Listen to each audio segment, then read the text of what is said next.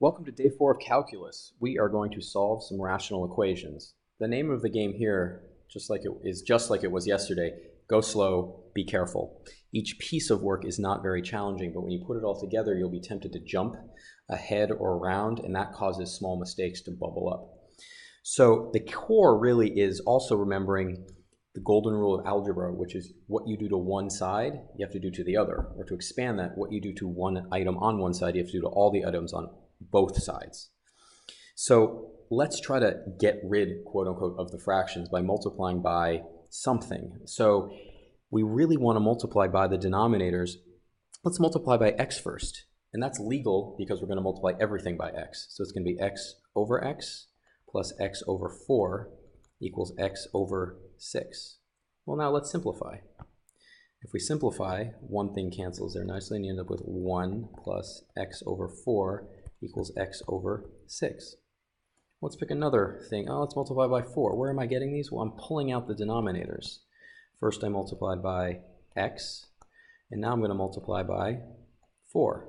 Totally allowed because I'm multiplying everything by those things. So now I end up with 4 plus 4x over 4 equals 4x over 6. Let's simplify a little bit. Cancels, this becomes 2 over 3. You end up with 4 plus x equals 2x over 3. So now, let's multiply by 3, the last of these denominators, this new one we got from simplifying a little bit. We end up with 12 plus 3x equals 2x. So 12 is equal to negative x. So x is equal to negative 12. Now you might be asking yourself or saying out loud, well, you could have done that a lot quicker. You could have just multiplied multiple numbers at once in, and you're absolutely right. These three numbers right here, you could have taken x, 4, and 3 and multiplied instead at the beginning by just 12x, also known as the least common denominator. There is another tactic which would be multiply by the common denominator, which is just to take all three original denominators, which would be multiplied together to get 24x. There are times when one is going to be quicker than the other, one is going to be easier to use than the other, and you just need practice to identify which. In general, if you can identify the LCD, use it. So let's go over to B here, and let's just multiply by the common denominator, and that's going to be the product of all three. So that's going to be x, 3x, and 5 all multiplied together. We're going to take all of those and multiply them into all three. If we do that, you end up with first x, 3x, 5 all over x, that's the first term, and then 2 times x, 3x, 5 over 3x, that's the second term right here, and that's going to equal x, 3x, 5 over 5. Now you cancel. If you've picked a good common denominator, or if you've picked a common denominator, all the denominators should cancel out. In this case, they do. So let's simplify, and we end up with 15x plus, and that's coming from here, the 15, and then you have 2x and 5, so that's going to be 10x, and it equals 3x squared. Hooray, a quadratic! Let's put everything on the side with the squared. Combine these two and you end up with 25x, 3x squared, so 0 equals 3x squared minus 25x. We love factoring, don't we? Is there something we can pull out of both? We can pull out x, and we end up with 3x minus 25.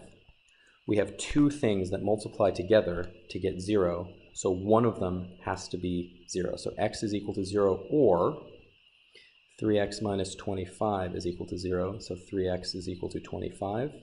So x is equal to 25 over 3. Key element at this point is to check your answers. Can you plug those numbers into the original? Well, can you plug 0 in there? You can't, because then you'd have a divide by 0 error. So this is called an extraneous solution. It comes out of the algebra, but it is not an actual solution. I will verify that if you plug in 25 over 3 into the original equation here, it does work. So let's just go with a common denominator again and multiply our denominators to get x plus 20. We're doing the same thing. We're going to multiply this into all three terms on the left. So you have 200 times x plus 20 over x, that's the first term, 300 times x plus 20 over x plus 20, that's the second term, and that's going to equal 10 times the thing. You have to remember to multiply it on the other side of the equal sign as well. Taking a common denominator again means things will cancel, as they do right here. And then when you multiply it out, you just need to be careful not to be too intimidated by big numbers. You see lots of zeros, that should make you feel better. Remember, here's where the 200x plus 20 is coming from. Here's the 300x. And then what are we going to end up with over here? We end up with 10x times x plus 20. So let's multiply it out even further. 200x plus 4,000 plus 300x equals, we have to distribute here, 10x squared plus 200x. Something cancel on both sides? Yeah, we've got 200x on both sides, so that cancels. So we end up with this and that. Let's put it all on one side. We get 0 equals 10x squared minus 300x minus 4,000. All we did was subtract this from both sides. 4,000 over there minus 300x. We subtracted it from both sides. So now we're working on this, and you might not like how big those are, but can you factor something out of this? Absolutely. You can factor out a 10. So 0 equals 10 times x squared minus 300x. Oh, 30x, if we factored that out properly. So I got to make sure to actually reap the benefit of the factorization. Minus 400. It's still big, but it's better than it looks because you're looking for two numbers that multiply together to get negative 400, but add together to get negative 30. So it's just 10 times something that you might already know, and that's going to be x minus 40, x plus 10. Again, now we have two things that multiply together, actually three, but which two could be 0? Well, x minus 40 equals 0, or x plus 10 equals 0. So x is equal to 40, or x is equal to negative 10. Again, check your answers. Plug those into the original equation on the left and see if you get out what's on the right. Check those. So let's work on the last example here, and it looks a little bit more complicated, right? It looks a little bit more complicated.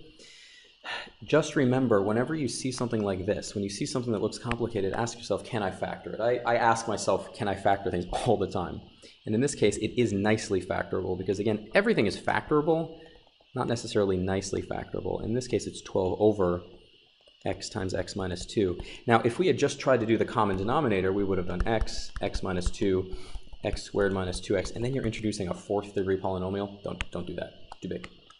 You might be forced to do that, but I'd be pretty mean. What you now should see is that we can generate a least common denominator of just x times x minus 2 because these two pieces are already in there. So if we now multiply that through, we end up with 3 times x minus 2, and the rest follows. We've multiplied by this least common denominator, so we should get some canceling. We get canceling, canceling.